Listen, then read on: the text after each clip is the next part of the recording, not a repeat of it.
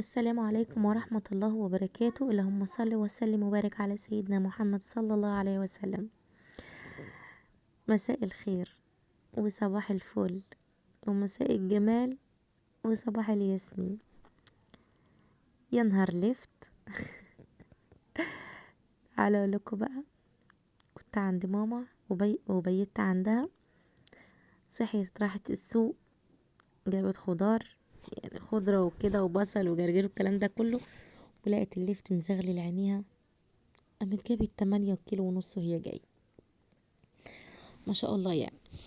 انا كده كده كنت عايزه اشتري لفت عامه يعني، فما صدقت ان هي جابت اللفت. قسمنا انا وهي بالنص، هي تنظف اللفت وانا اخرطه، هي تنظف وانا اخرط بالشكل ده زي ما انتوا شايفين.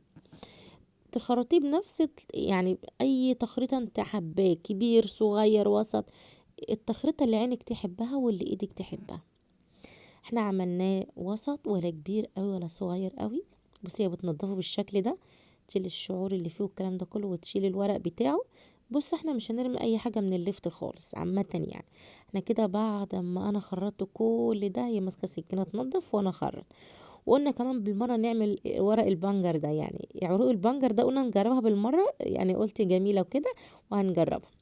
طبعا ماما نقعته في مي في بس الجرد الطشت ده، او هي بتقول عليه مجور. تمام.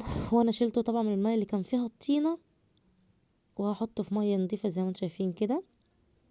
ما شاء الله يعني، ماليه الصينيه وماليه البتاعه دي يعني. جايبت عليه بنجر، 3 بنجرات كبار يعني. هي كانت جايبه واحده بس، لما انا خدت نص الكميه خلت سلمى تروح تزود كمان 2، يعني جابت كمان بنجرتين. بصوا، قلنا نجرب العيدان بتاعته دي، بيقولك مفيده جدا جدا جدا وصحيه قوي. يعني انتوا عارفين ان البنجر من غير اي حاجة فيه حديد وبيمنع الانيميا على فكرة. تمام. يعني لو جبتيه كده واكلتيه لولادك لو عندهم انيميا، عملتيه على عصير كده يعني. انا كده بقى ابتدي ان انا اغسله مرة واتنين وتلاتة لحد ما المية بتاعته تكون رايقة خالص. شايفين بيلمع ازاي؟ ولما بتحط عليه المية تحس ان هو بينشف كده ويشدد. تحط عليه الملح هتلاقيه يدبل ويهبط خالص. فيديو النهاردة فيديو حلو جدا وهيعجبكم، وفي حاجات جميلة ومفيدة وكله يعني حاجات حلوة. آه تعجبكم ان شاء الله. متنسوش تشتركوا في القناة، تفعلوا زر الجرس عشان يوصلكم كل جديد، ولو وشيروا الفيديو عشان غيركم يستفيد، واعملوا لايك عشان ست الكل. هي دلوقتي بتقسم الليفت بيني وبينها اهو، بتدينا نصه وبتخلي نصه عندها. هي بص انا غسلته طبعا وسبته وهي عبيته اهو. بص اللون دي من اللون دي. ناس كتيرة بتقول ورق البنجر جميل, جميل جدا، يعني لو لفتيه محشي او كده تحفة. بصوا احنا مش هنرمي اي حاجة في الفيديو ده خالص يعني. هوريكم كل حاجة من طقطق لسلام عليكم، من ساعة ما جبنا الليفت اهو لحد ما هنروح وهنعمله، وهنعمل كمان الورق بتاعه كده. انا كنت عبيت حاجتي كلها من عند ماما وروحت، بس للاسف انا ما قدرتش اعمل الليفت بالليل. انا جايه هنا حوالي الساعه 12 بالليل، فما قدرتش الصراحه، كنت عايزه انام. المهم صحيت تاني يوم فضيته في الطبق زي ما انتم شايفينه بالشكل ده اهو، وهخرط عليه البنجرايه، وهحط عليه شويه ملح وشويه شطه حمراء. عندك هريسه شطه ممكن تحطيها عادي.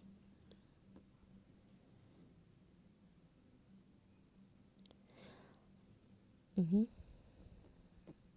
حط بس شوية ملح كده من على الوش.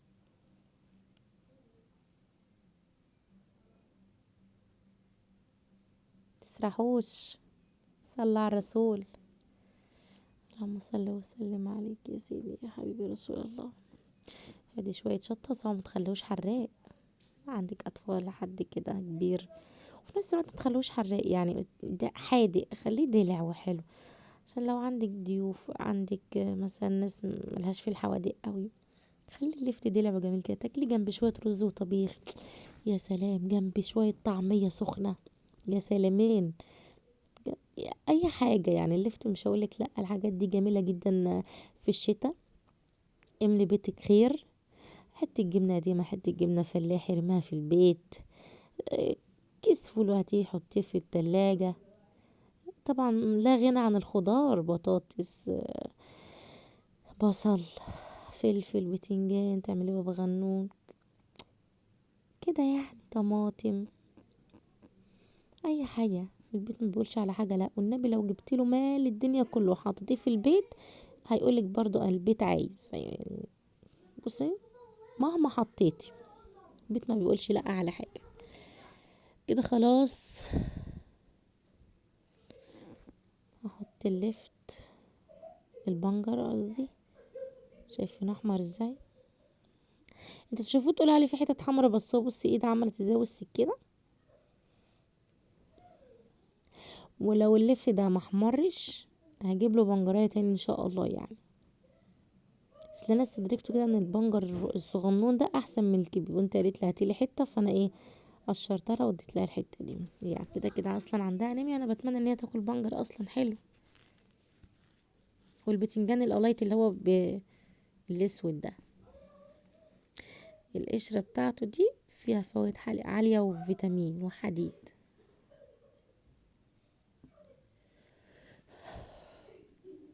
مش عارفه ليه كل ما اجي ارفع لكم الفيديو ببقى عايزه انام. احنا تعبنا جدا جدا في الفيديو ده بأمانة الله. تعبت كتير كتير يعني. الفيديو ده انا من ساعة ما صحيت من النوم حرفيا الصبح، ما انا قعدتش لحد دلوقتي وقتنا هذا كده من ساعة ما بسجل لكم الصوت.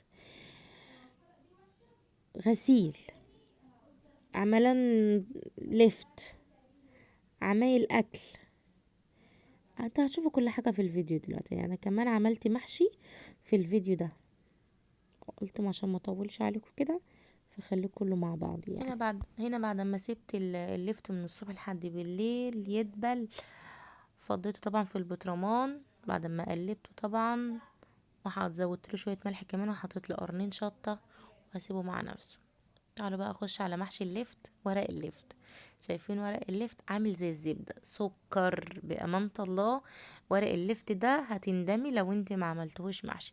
سيبك بقى من ورق العنب والكلام ده كله والكرنب. تعالي لي بس هنا كده واحده واحده وجربي، لو لمره واحده بس تجربه زي ما بتجربي حاجات كتير. ورق اللفت ده هيوديكي في حته تانية خالص. بصوا بقى، انا سلقت ورق اللفت ميه عادي من الحنفيه، حطيت عليها فيها شويه ملح غليت، يا دوبك ابله واطلعه. ده ما يقعدش خالص يا جماعه في الميه، لازم يطلع من الميه على ميه ساقعه عادل. شفت بقى اللي انا وريتهولكوا ده؟ ورق البنجر، ورق البنجر الاحمر اللي انتوا شفتوه ده. بصوا انا مش عايزه اقول لكم هو احلى من السكر. انا حبيت ان انا اعمل ورقتين كده. اللي كانت بتقولي في السوق صاحبة ماما يعني، هي واحدة بتبيع خضار في السوق، بتقول لها جربوا ورق اللفت البنجر ده حلو قوي في المحشي. المهم احنا عملنا بكلام، قلت اجرب كده واحدتين تلاتة كده، بس بجد طلع اكله وهم بصراحة. ما كناش نعرف ان ورق الخاص بيتاكل ولا ورق اللفت بيتاكل، بس بجد بجد احنا لما جربناه عجبنا جدا، وبنستنى ان اللفت يطلع من السنة للسنة والله العظيم. بص بقى الورقة لو كبيرة انا بقسمها 2، وبمعنى ان انا بشيل العرق اللي في النص ده عشان اقدر الفها. تلفيه عادي زي ورق العنب، تقفليه من الجناب وتلفيه، بس ما تحطيش فيها رز كتير عشان الرز اصلا كده كده لو حطيته رز كتير وهو هيزيد معاكي فالمحشية بتتخن. فانت خلي المحشية بتاعتك رفيعة كده ورقيقة وسمباتيك وحلوة زيك. تمام. طبعا انا هخلص الحالة دي، احنا مش قادرة اقول لكم ان احنا ميتين من جوع قد ايه والله العظيم. انا اصلا كان عندي اوريدي، اللي انا كان عندي الحلة دي، كان الصينية دي كان فيها خلطة محشي. انا يا دوبك زودت تخديعة، كان فيها خضرة كتيرة ومحشي، بس ما كانش هيكفي ورق الخاص. تمام. فانا زودت، خلطت بصلايه كده على السريع النهارده، وخلطت طماطم والسبك، وحطيت عليها التوابل وقلبتهم على الخلطه اللي كانت في التلاجة قبل، اللي انا سايباها قبل ما امشي، اللي انا كنت عامله عليها محشي ديت الكرنب اللي كان في الفريزر. وزودت عليها بس شويه رز، عملتش اي حاجه. الشوربه دي طبعا كانت عندي من الفراخ اللي انتوا عارفينها، اللي انا كنت عامله بسله ورز وكده قبل ما امشي برضه. كنت عينها انا جيت لقيت جوز عين الشوربه في الفريزر، قلت كويس خير وبركه. فطبعا طلعتها غليتها وسقيت بيها المحشي. يعني المحشي ده كان ارداحي، مش مفهوم ما جنبوش اي حاجه. بس ما تقوليش شويه محشي عاملين زي الزبده. انا طبعا عملت المحشي في الحاله اللي انا عملت فيها الصلصه نار. شفتوا؟ جيت اوريكم الشوربه دلقتها على البوتاجاز، هضطر ان انا ازود شوربه تاني. والله العظيم خدتش بالي كده وانا بصور، قلت اوريكم سمك الشوربه قد ايه، عملت اتدلقت. يلا مش مشكله، الحمد لله حصل خير. بصوا بقى، بجد بجد ما خدش حوالي نص ساعه على النار. قسما بالله عامل زبده زبده زبده زبده دايبه. بصوا بيلمع ازاي. ده مش من الزيت، مش من الإدام اللي انا حطاه، ده من الشوربه. الشوربه هي اللي خطيره. ولا محشيه نيه ولا محشيه لازقه ولا محشيه محروقه، مفيش الكلام ده خالص. انا كان نفسي تبقوا معايا وتدوقوا المحشي ده. اي نعم هو مشطشط شويه بفلفل، لان خرطت على التخديعه قرن 3 شطه كده. بص ورق الليفت هو احمر باين عليه اهو، بصل اخضر بقى كده، واضرب يا معلم. محشي ارديحي عسل. اشوفكم فيديو جديد ومع السلامه. متنسوش تشيروا الفيديو. اشوفكم فيديو جديد ودمتم بخير.